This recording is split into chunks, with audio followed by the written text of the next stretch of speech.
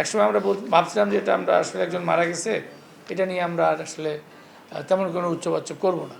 কিন্তু যখন দেখলাম যে না, তারা অপপ্রচারটা করতেছে এবং এই জিনিসটা পাওয়ার পরে আমরা যখন দিছি তখন মোটামুটি তাদের অপপ্রচারটা বন্ধ হয়েছে।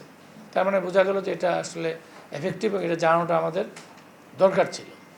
জীবন অবাক না করলে কে করবে? 28% মিল্ক ফ্যাটের অবাক করার সাথে ফ্রেশ মিল্ক পাউডার। জীবন অবাক করুক প্রতিদিন। আইনানুগ ব্যবস্থা বলতে আমরা একটা এজাহার তাদের নামে অলরেডি করেছি। একটু পিছনে যাই, পিছনটা হলো যে অ্যাকচুয়ালি এই 5ই আগস্টের পট পরিবর্তনের পরে 3-4 মাস ইঞ্জিনিয়ার্স ইনস্টিটিউশনে ফেসিস্টরা পলাতক ছিল, আজ পর্যন্ত পলাতক।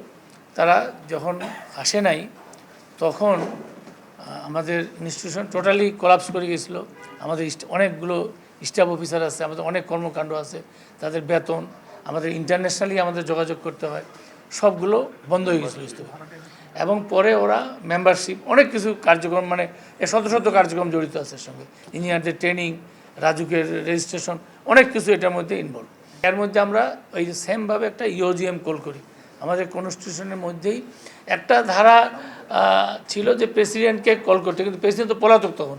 বাধ্য হয়ে আমাদের একজন সিনিয়র ইঞ্জিনিয়ার, যিনি আইবিতে অত্যন্ত পরিচিত এবং গ্রহণযোগ্য ব্যক্তি, তার সভাপতিত্বে আমরা একটা ইওজিএম কল করি। তো আবার ঘটনাটা হলো ইওজিএম যেদিন কল করি ওই সময় তারা সবাই যখন দেখছে যে এত ইওজিএম কল করেছে, তখন তারা তাদের পদত্যাগপত্র আমাদের এখানে পাঠিয়ে দেয়। তখন যখন পদত্যাগ পাঠিয়ে দেয় তখন ইওজিএম অ্যাকচুয়ালি আমাদের সিদ্ধান্ত ছিল যে আমরা এটাকে কীভাবে আগায় নেব। তখন সেখানে একটা দাবি উঠে যে এখানে একটা কমিটি করা দরকার, যেহেতু তারা পদত্যাগ করছে।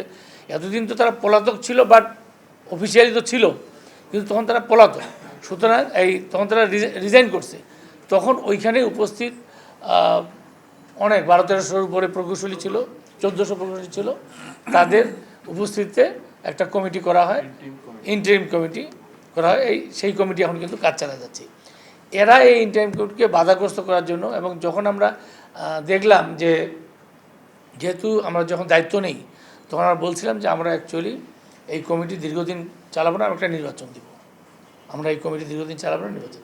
এই নির্বাচনের জন্য যখন আবার আমরা ইওজিএম কল করি, তখন তারা আমাদের বিরুদ্ধে, তখন তারা একটা আবার সোশ্যাল মিডিয়াতে দেয়, ব্যানারও লাগায় দেয়।